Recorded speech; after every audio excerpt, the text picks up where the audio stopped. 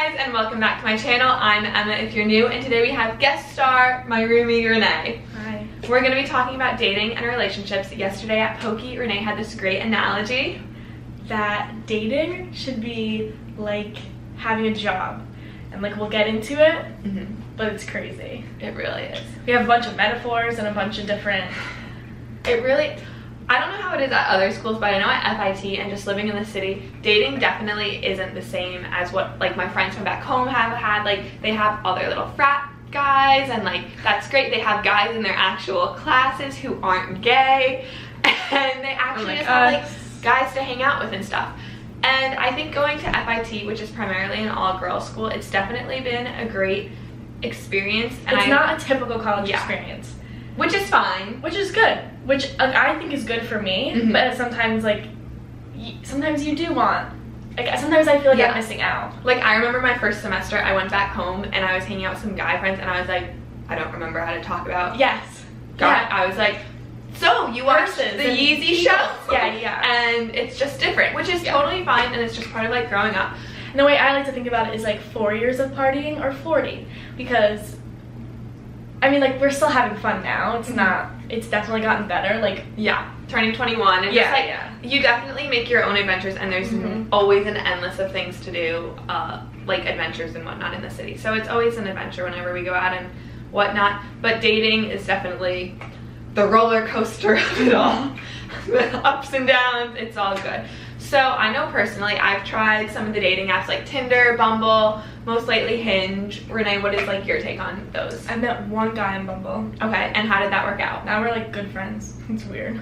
Well, I mean, I think with those though, it's like sometimes that's almost better. It's like if you're not gonna take advantage of it being like a dating app, like at least like meeting someone and like making some sort of relationship, even if it's not romantic, that's still awesome. Because I feel like in the city, in like shows like Gossip Girl, Sex in the City, just all of those, they make it sound like you're gonna be turning like, each street corner, your husband's gonna be there. You're gonna be like, oh, you're in the city, like how are you having an issue finding a guy?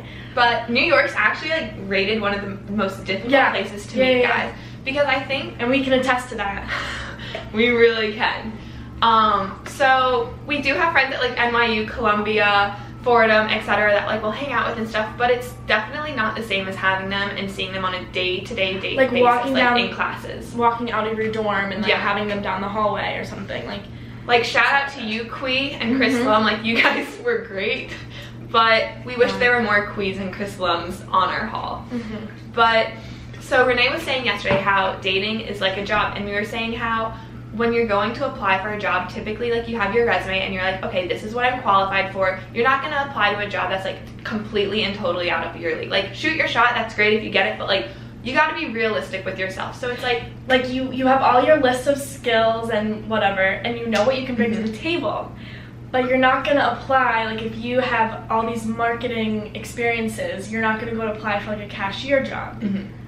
Which is kind of like, you can't compromise on the type of job you're applying for, you know? Similarly to dating. And then it's like, you know, you have your expected pay rate and you should be receiving all of these benefits and everything, and it's like, you're not gonna apply. So, okay, think of it this way. So when you're talking to an F-boy that you meet on, let's say, Tinder, he's gonna be like, yeah, I'm looking for like a freelance or part-time partner. You want the full-time job, ladies, and you deserve the full-time job because your resume is qualified. Right, you're overqualified, most likely.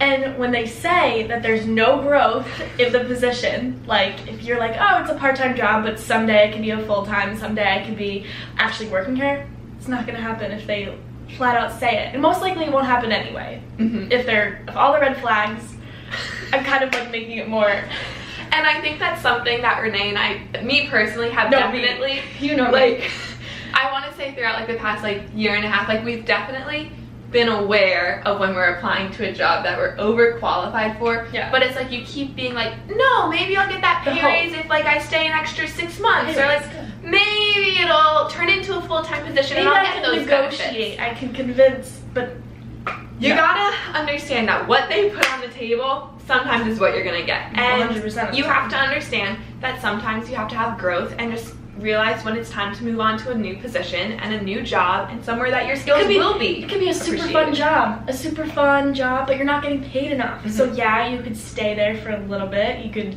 have your fun, but at some time you need to quit and move on. The worst is unpaid internships. When you know that you are putting in all of that time and work into something and you're getting nothing at all. Just experience. Just experience. And if that's what you want, an unpaid internship, yeah, like go for it. Me personally, that's the thing. You have to know what you want. Like, I feel like we both kind of know what we want and like what we're looking for, what kind of job we're looking for. But we tend to apply for plumbing. Apply for positions that won't give us what we need. So that's basically what we were discussing at the Pokey place yesterday. It turned into like a whole big thing, and we just thought like that would be something fun to share, because dating in New York and just like meeting people in general, even if it is just like friends, like last night, I've been talking to this Hinge boy, and we had a lot of mutual friends back in North Carolina, and he was like, yeah, like come over to like our friends or our apartment for like a pregame thing.